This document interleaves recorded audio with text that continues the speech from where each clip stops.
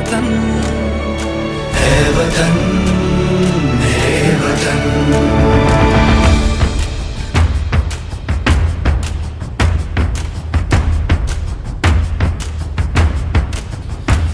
तू ही मेरी मंजिल है, पहचान तुझी से। तू ही मेरी मंजिल है, पहचान तुझी से। पहुंचूं मैं जहां भी मेरी बुनियाद रहे तू। पहुंचूं मैं जहां भी मेरी बुनियाद रहे तू। वतन वतन मेरे आबाद रहे तू।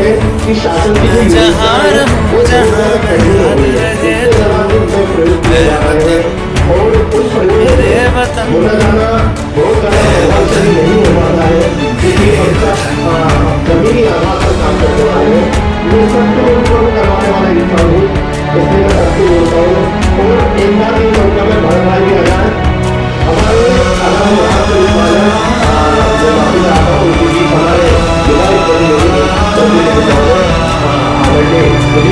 हमारे शर्मा साहब आदरणीय उर्फ बबलू भाई के नाम से जो जाने जाते हैं हमारे बीच को पसंद करके तुझ पे कोई गम की आँच आ चुके हैं और इसी बीच हमारे ब्लॉक सेक्शन आने कुर्बान मेरी जान तुझ पे शाद रहे तू। कुर्बान मेरी जान तुझ पे शाद रहे तू। वतन वतन मेरे आबाद रहे तू। मैं जहाँ रहूं जहाँ याद रहे तू। वतन मेरे वतन, मेरे वतन, मेरे वतन, मेरे वतन, मेरे वतन, आबाद रहे तू। मेरे वतन आबाद रहे।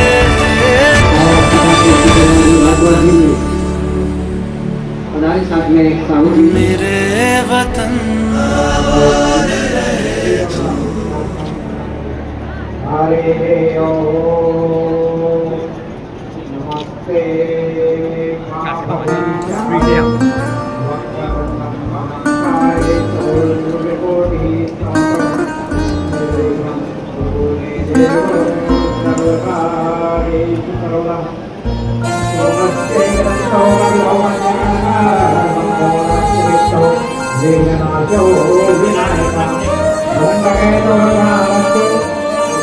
ओ देश मेरे तेरी शान पे सदके, कोई धन है क्या तेरी धूल से बढ़ के। तेरी धूप से रोशन, तेरी हवा पे जिंदा। तू बाग है मेरा, मैं तेरा परिंदा। है अर्ज़ ये दीवाने की, जहाँ बोर सुहानी देखी। एक रोज वही मेरी शाम हो, कभी याद करे जो जमाना। माटी पे मर मिट जाना, जिक्र में शामिल मेरा नाम हो। ओ देश मेरे तेरी शान पे सदके, कोई धन है क्या तेरी धूल से बढ़ के। तेरी धूप से रोशन, तेरी हवा पे जिंदा। तू बाग है मेरा, मैं तेरा परिंदा। जोरदार ताली द्वारा अभिनंदन करें। समस्त कमेटी कार्यकारिणी द्वारा हमारे भरत पटेल जी पधारे हैं, उनको अभिनंदन स्वागत से मिल गया। राहुल भैया आगे जाओ। आइए साथ में दर्शन गोल साहब को भी एक अपना पीछे आया मंच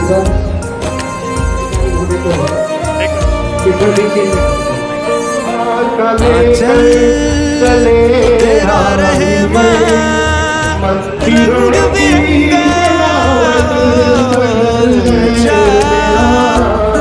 आसमां से तेरा तिरंगा।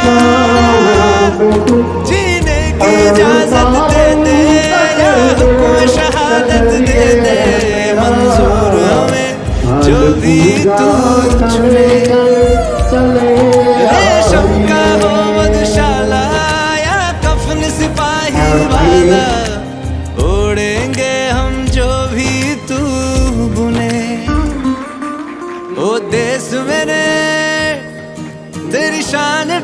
के कोई धन है क्या तेरी धूल से बढ़ के, तेरी धूप से रोशन, तेरी हवा पे जिंदा। तू बाग है मेरा, मैं तेरा परिंदा।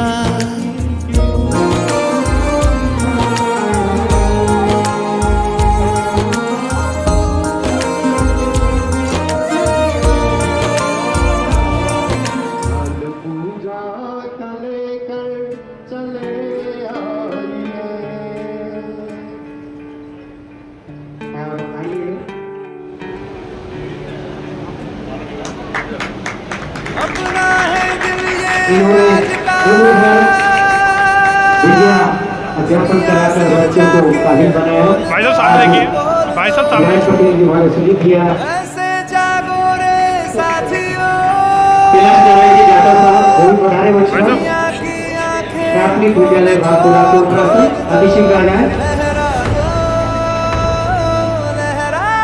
दो सरकशी का परचम लहरा दो, गर्दिश में फिर अपनी सरजमी का परचम लहरा दो, लहरा दो, लहरा दो सरकशी का परचम लहरा दो, गर्दिश में सरजमी का परचम लहरा दो। एक मिनट इधर देखिए, इधर देखिएगा, सामने देखिए आप, क्या भला कुछ होता है, इधर देखिए इधर। लकीरों को दिखा क्या जोर बाजू होता है, लकीरों को दिखा क्या जोर बाजू होता है, हिम्मत मर्दा अगर हो सब खुदा भी होता है, जा ज़माने को दिखा दे खुद में दम क्या होता, लहरा दो, लहरा दो सरकशी का परचम लहरा दो, गर्दिश में अपनी सरजमी का परचम लहरा दो, लहरा दो, लहरा दो सरकशी का परचम लहरा दो,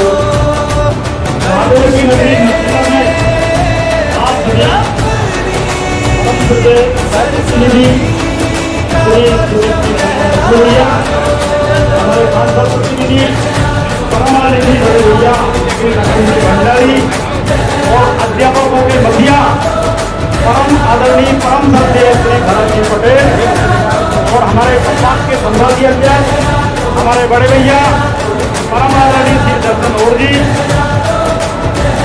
और भोपाल जिलाध्यक्ष परम आदरणीय श्री राधेश्याम राजपूत जी, गुना जिलाध्यक्ष परम आदरणीय श्री गोपाल कृष्ण नामदेव जी, राजगढ़ जिले के श्री कमल सिंह जी चौहान जी, श्री शिव नारायण गुजराती जी, राम बाबू द्विवेदी जी और संभाग से पधारे हमारे श्री राजकुमार जी खत्री साहब, हरिराम वर्मा जी और मेरे आज के इस शिक्षक संगोष्ठी कार्यक्रम में विधायक प्रतिनिधि के रूप में उपस्थित यहाँ के लोकप्रिय नेता सुदीप शर्मा जी, सांसद प्रतिनिधि के रूप में उपस्थित आदरणीय लखन भंडारी जी, श्री पिछड़ा वर्ग मोर्चा जिला महामंत्री भगवान दास जी, दिनेश नागर जी पूर्व पार्षद, विनोद विजय वर्गी जी वरिष्ठ भाजपा नेता, बीओ साहब वर्मा जी, केसर सिंह नाहर जी हमारे जिलाध्यक्ष है, भाई आजाद अध्यापक शिक्षक संघ के राजगढ़ के, राहुल पारासर जी प्रांतीय प्रवक्ता, मनोज सक्सेना जी ब्लॉक अध्यक्ष भाई दर्शन नवड़ जी, हमारे संभागीय अध्यक्ष भाई कमल चौहान जी, हेमराज शर्मा जी, गुजराती जी, सीताराम जी, राजकुमार खत्री जी, रामकृष्ण वर्मा जी, मनोज साक जी, राधेश्याम जी, भोपाल जिलाध्यक्ष राजीव वर्मा जी, भोपाल जिलाध्यक्ष हमारे राधेश्याम जी, और हमारे कृष्ण गोपाल टेलर जी गुना से आए हुए हैं, राधा सोनी जी, सविता दुबे जी और हमारी समस्त बहनें। साथियों, ये कार्यक्रम जो है जुलाई माह में जो हो रहा, ये असंभव कार्यक्रम अभी ना शिक्षकों का मूड बना है, न सरकार का मूड बना है और न आंदोलन का मूड बना। इसलिए अभी इकट्ठे होने में बड़ा संदेह था कि संख्या इकट्ठी होगी कि नहीं होगी, लेकिन ये पढ़ाई के साथ साथ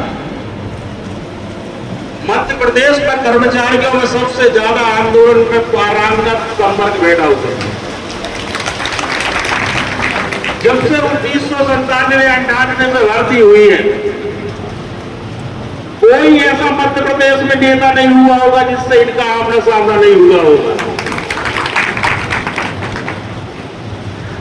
सरकार किसी की भी नहीं हो, लेकिन इनने संपर्क हित में लड़ाई लड़ते लड़ते लड़ते लड़ते आज ये स्थिति में आए हैं कि पहले शिक्षक की भर्ती हुआ करती थी, सहायक शिक्षक, विज्ञाता, उच्च श्रेणी शिक्षक, लेकिन कर्मी कल्चर बना दिया गया, शिक्षक कर्मी भर्ती की गई, उसके बाद में गुरुजी भर्ती की गई, फिर संबंधा शिक्षक भर्ती की गई। इन तकलीफों से हम लोग निकलते निकलते हमने अपनी जवानी कर्मी कल्चर में निकाल दी। बुढ़ापे में ऐसा लगा कि हम भी शिक्षक बने। धीरे धीरे आते आते अध्यापक बनाया हमें, और फिर हम अब शिक्षक बने हैं, उच्च माध्यमिक शिक्षक, माध्यमिक शिक्षक और प्राथमिक शिक्षक। ऑलरेडी पहले हम लोगों को मानदेय मिला करता था, तो हम लोग दीपावली के त्योहार में वेतन मिलती थी, एक चेक मिला करता था जनपद से, और उसमें बाबू 200-400 रुपए ले लिया करता था। और एक होली की टाइम पर हम लोगों को चेक मिला करता था 5-6 महीने की कमी। बड़ा संघर्ष किया, ये सोचते थे कभी न कभी शिक्षक बनेंगे। इस भरोसे लोग 500 रुपए में नौकरी नहीं करता, कोई भी किसी का परिवार नहीं चला होगा उसको भाई। लेकिन जो हमारे पूर्व के शिक्षक थे वो बताते थे कि हम तो 50 रुपए से लगे थे, वो 5000 रुपए पा रहे, उनके चक्कर में हम भी मिल रहे। लगे रहे कि जब इनकी बढ़ी है तो हमारी बढ़ेगी। और धीरे धीरे प्रयास ऐसा हुआ कि हम लोगों को जितना भी अनुभव मिलता है आप लोगों के संघर्ष से मिलता है। जब आप लोग कहते 400 पार, इनका बड़ा विश्वास है तो 400 पार, तो हम लोग भी कहते हैं 50,000 पार। जब ये ले सकते हैं तो हम भी ले सकते हैं। तो विश्वास आप लोगों से जागता। तो साथियों, जब से हमारी भाजपा सरकार आई है, उमा भारती जी आई, पूरा सफाया कर दिया उन्हें। अब हमको ऐसा लगा कि नहीं, निश्चित है अपना भविष्य अब बदलने वाला है, और थोड़ी बदला भी। लेकिन जब शिवराज जी की सरकार आई तो 2007 में हमें अध्यापक बनाया गया। हमने महसूस किया, पहले मानदेय मिलता था, मानदेय है पुरस्कार। आप पढ़ा रहे हो तो आपको सम्मान के रूप में पैसे मिल रहे हैं, आपको वेतन नहीं मिल रहा है, आप कर्मचारी, आपको पुरस्कार मिल रहा है, तो वो मानदेय मिला करता था। फिर हम वेतनमान में आए, लेकिन वो वेतनमान हमें नहीं मिला जो तमाम कर्मचारियों को मिलता था मध्य प्रदेश। यदि शिक्षकों का वेतनमान जो था वो 4,000 था, 5,000 था, वो 5500 था, लेकिन हमारे लिए दूसरी वेरायटी तय की गई 3,000, 4,000 और 5,000।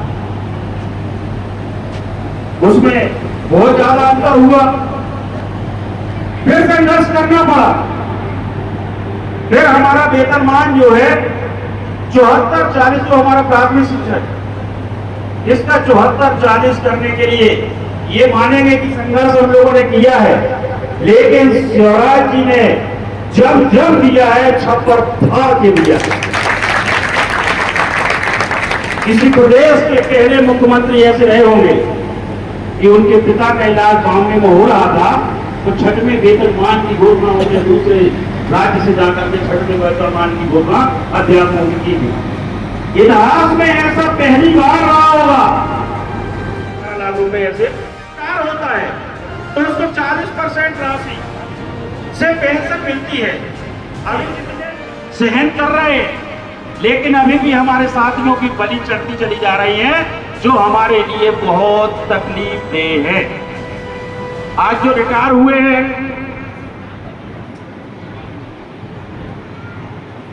इनके परिवार में जाकर के देखते हैं हम 2 महीने 3 महीने बाद, यदि किसी कर्मचारी की आज वेतन ना मिले तो दूसरे महीने से इनके बड़े तकलीफ पड़ जाती है। वो जिसकी वेतन ही बंद हो गई हो मिलना, उसका परिवार कैसे चलता रहो। इन शिक्षकों ने कुछ नहीं किया अपने जीवन में। ये 2007 तक तो 98 से लेकर 2007 तक इसलिए नौकरी करते रहे कि कभी ना कभी हमारा वेतन बढ़ेगा। उसके बाद जैसे अध्यापक बने तो इनको बैंकों ने लोन देना चालू कर दिया, तो इनने होम लोन ले लिया। अब होम लोन दे दिया तो जितनी इनको वेतन मिलती थी, वो जितनी वेतन बढ़ी उससे ज्यादा किस्त कटने लगी।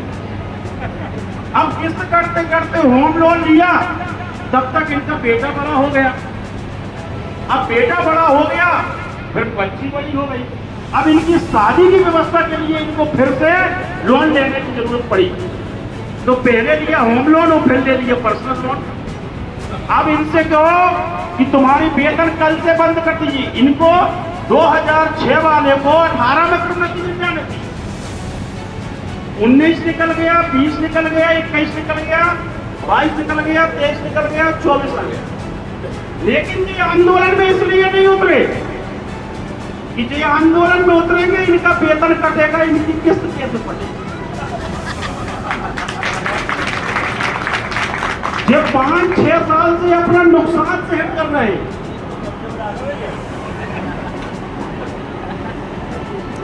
ये 5-6 साल से अपना नुकसान सहन कर रहे हैं कि नहीं कर रहे आप? अब सरकार ने क्या किया कि कर्मचारी को बहुत उसका प्रोत्साहन के लिए क्या होता है कि उसकी सेवा काल 5 वर्ष की सेवा होने के बाद यदि उसकी उच्चतम योग्यता होती है, तो जैसे 100 पद भरे जाते हैं तो उसमें से 50% पद जो है नवीन भर्ती से भरे जाते हैं। वो 50% पद जो है, जो कर्मचारी काम कर रहा है उसको प्रोत्साहन के रूप में उसकी पदोन्नति से भरे जाते हैं। लेकिन धन है राजनीति, हम लोगों की पदोन्नति का है। हम लोगों को ST SC जनरल पे लड़ा दिया आरक्षण के नाम पर कि इनको आरक्षण क्यों दिया जा रहा हो, इनको आरक्षण क्यों नहीं दिया जा रहा। उस आरक्षण को ले गए हाई कोर्ट से ले गए सुप्रीम कोर्ट। हम लोगों की पदोन्नति 2012 से किसी की पदोन्नति नहीं हुई। अब उसमें उच्च पद मिलता था, अब जैसे तैसे जिसकी पदोन्नति नहीं होती है तो कर्मचारी के प्रोत्साहन के लिए जो 12 वर्ष की सेवा पूर्ण कर लेता है उसको उच्च वेतन दिया जाता है। एक वेतन वृद्धि ले लो, थोड़ा सा और उत्साह बढ़ जाए आपका। लेकिन वो 2006 वाले का जाएगा। जैसे आप नरसिंहगढ़ में आए हो, वो बिल्कुल हम ये सोच करके जाएंगे कि जिस सरकार ने हमें सब कुछ दिया है उसमें आज हम नरसिंहगढ़ से आभार व्यक्त कर रहे हैं। कल भोपाल में जाकर के भी उस सरकार का हम आभार व्यक्त करने जाएंगे। साथियों, आंदोलन से हमारे साथी बहुत डरते हैं। हमने देख लिया, हमने 2022 में आंदोलन किया, अब हम धरना में बैठे, कुछ लोग तीसरे दिन भाग गए, कहा सस्पेंड हो जाओगे। अब उसके बाद 24 तारीख तक हम सस्पेंड हुए और 102 लोग सस्पेंड हुए। 85,000 लोगों की वेतन कटी 10-10, 12-12 दिन। उसके बाद हमारी विभागीय जांच हुई और उसके बाद एक एक वेतन वृद्धि, जितने लोग सस्पेंड हुए थे उनकी एक एक वेतन वृद्धि रुकी। लेकिन जितने लोग घर में बैठे रहे, अब बताओ, सरकार को भी ये मालूम है कि इतने ही लोग, इनको पेंशन की जरूरत है जितने लोग ये धरना आंदोलन पे आए। इसलिए आप कल्पना न करो कि हम आंदोलन करेंगे। आपको बता दें, हमारी जो तैयारी है, जो हम शिक्षक संगोष्ठी चला रहे हैं, हमारे जिलों के दौरा जैसे समाप्त होंगे और हम प्रदेश में माननीय मुख्यमंत्री जी से, माननीय शिक्षा मंत्री जी से और माननीय जनजाति विभाग के मंत्री जी से हम उनसे समय लेंगे एक सम्मेलन का। उस सम्मेलन में आपके पुरानी पेंशन की बात और बेजती की बात वहां पर रखी जाएगी। हम सम्मेलन की तैयारी कर रहे हैं। आज हम इधर पर देखने इसलिए आए कि आप नरसिंहगढ़ के होकर के, आप राजगढ़ के होकर के, राजगढ़ में 5-6 हजार 7 हजार कर्मचारी हैं, आप यहाँ पर कितने इकट्ठे हो सकते हो। अब उसके बाद यदि हमने भोपाल बुलाया तो हमें अंदाज लग गया कि जब तुम राजगढ़ में इतने इकट्ठे होगे तो भोपाल में कितने इकट्ठे होगे। इसलिए हम अभी दूसरे और जिलों में घूमते रहेंगे, लेकिन तुमको नहीं बुलाएंगे, क्योंकि वहां पर 3 लाख लोगों के लिए हमें पुरानी पेंशन लागू कराना है। और 3 लाख लोगों में से कम कितने लोग होना चाहिए भोपाल में? 2 लाख लोग होना चाहिए भोपाल में।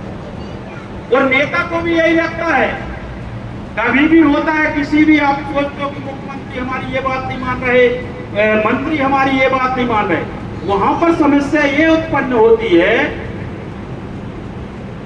कि आपके साथ में कर्मचारी कितने। यदि हमने बुलाया और भोपाल में बुलाया और कर्मचारी 25 हजार, तो 25 हजार को वो 230 विधानसभा में डिवाइड कर देते कि अब इतनी वोट है, 25 में कितना अंतर पड़ेगा। यदि आपकी बात आपके विभाग के यदि मंत्री भी कहें कि इनको पुरानी पेंशन लागू करना है, तो कैबिनेट में अगर मंत्री है जो दूसरे विभागों के, वो कहेंगे कि हमारी दूसरी समस्याएं हैं, आप इसके पीछे क्यों पड़े हो, इससे क्या अंतर पड़ना है, इससे क्या प्रभावित होगा। इसलिए यदि आपके इस प्रजातंत्र में यदि आपने संख्या बल दिखा दिया, यदि आप यहां पर 5,000 7,000 लोग इकट्ठे हो जाते, तो जितने विधायक हैं वो ये सब सोचते कि हर विधानसभा में 5-5, 6-6 हजार लोग हमारी विधानसभा को प्रभावित करने के लिए तैयार हैं। और इसी प्रकार से यदि आप भोपाल में यदि इकट्ठे हो जाओगे 1 लाख 2 लाख, तो फिर जो हमारे विभाग के मंत्री हैं वो ये कहेंगे कि पूरा करो। तो मुद्दा जितना बड़ा होगा, जितनी बड़ी संख्या होगी, प्रजातंत्र में संख्या बल का सम्मान होता है, ना कि व्यक्तियों का सम्मान होता है और ना ही उनकी चमचागिरी करने वालों का सम्मान होता है। और वर्तमान जो सरकार है, यहां तो जो काम करते हैं उन्हीं का सम्मान चलता है, और जो काम नहीं करते हो उनका पता ही नहीं चलता है, रात में कब बदल जाता है। सबसे ज्यादा काम को महत्व देने वाली सरकार, हमें ऐसा लग रहा था जब से माननीय प्रधानमंत्री जी बने, आपने देखा है किसी गांव में गंदगी दिखती है अपन को? जब से अपने शौचालय बने, पहले भी हम 8-10 साल 15 साल पहले जब जाया करते थे, ऐसी बरसात हुआ करती थी तो किसी गांव में प्रवेश करने के लिए आपको सोचना पड़ता था कि हम पेंट को मोड़ के जाएं कि किस तरीके से जाएं। ये कहलाता है मिशन स्वच्छता मिशन। फिर उसके बाद आपने पक्के मकान का देखा है। पहले हमारी जो जितनी भी बाई बेटियां हैं वो सब जंगलों में लकड़ी लेने जाती थी और दिन भर लकड़ी बीनती थी, फिर शाम को खाना बनाते थे। और जब हम लोगों के मकान बनते थे तो एक एक लकड़ी का महत्व हुआ करता था। जब से जब पक्के मकान बनने लगे हैं, जंगल कटना बंद हो गए। आपने देखा कोई चोरी से जंगल से लकड़ी चुरा के लाता है? जब से गैस सिलेंडर बना हो, पक्के मकान बने। तो ये आपको जो लकड़ी के पर्यावरण में जो सुधार हुआ है, एक और मैं सुझाव देना चाहते हैं किसी रास्ते में। रास्ते भर जानवर, बैल, गाय, गौ माता, ये कहीं ना कहीं एक्सीडेंट इनका होता है। मैंने पहले भी माननीय मुख्यमंत्री जी से कहा था कि आप जो गौशाला बनवा रहे हैं वो ऐसे गांव में न बनवाए जहां सरकारी जमीन एक डिसमिल नहीं है। जब सरकारी जमीन नहीं है, किसान को अपने जानवरों को खिलाने के लिए इतनी जमीन उसके पास नहीं बची, 1 एकड़ 2 एकड़ बची है। मैंने उनसे सुझाव दिया था कि आप जितने जंगल हैं इनमें गौशाला बनवा, और ये जितने फॉरेस्ट के कर्मचारी फ्री हो गए, इनकी लकड़ियां नहीं कटती हैं, इनके गौशालों में ड्यूटी लगा दो इनकी। तो जो गौशाला रहेंगी जंगल में, जो जानवर आपके जो गौ और जो बैल हैं जो सड़क पर दुर्घटनाएं हो रही है, वो यदि वृद्ध हो जाएंगे तो जो जंगली जानवर हैं उनके लिए भी उपयोगी होंगे। और जो गाय आपकी जो बच्चे हो जाए जिसके, उसको उस किसान को वापस कर दो कि भैया आप 200 रुपये महीना, 300 रुपये महीना। जो बाकी फालतू के जानवर हैं उनके 200-300, जिन किसान के उनसे लो। तो यदि जंगलों में यदि गौशालाएं बन जाए तो निश्चित तौर पर ये दुर्घटनाएं होना बंद हो जाए। आप सबके ऊर्जावान प्रदेश अध्यक्ष, जिनके संघर्षों की वजह से आप सबको बहुत कुछ मिला है, जैसे भरत यादव जी, आप सबका बाबा बैजनाथ की नगरी में स्वागत है। भरत पटेल जी, भगवान दास साहू जी, चुनाव के जिलाध्यक्ष कृष्ण गोपाल टेलर जी, जबलपुर से पधारे हमारे प्रदेश अध्यक्ष जी के साथ में ओम दुबे जी, राजीव राय जी, राजकुमार खत्री जी, मनोज साकी जी, हमारे राजगढ़ के जिलाध्यक्ष केसर सिंह जी नागर साहब, प्रांतीय प्रवक्ता राहुल पारासर जी और ब्लॉक के अध्यक्ष मनोज सक्सेना जी, हमारे नरसिंहगढ़ ब्लॉक के बीओ साहब, आप सबके सामने प्रदेश अध्यक्ष जी और बाकी के पदाधिकारियों ने बहुत सारी समस्याएं शिक्षा विभाग से जुड़ी हुई और आप सबसे जुड़ी हुई रखी हैं।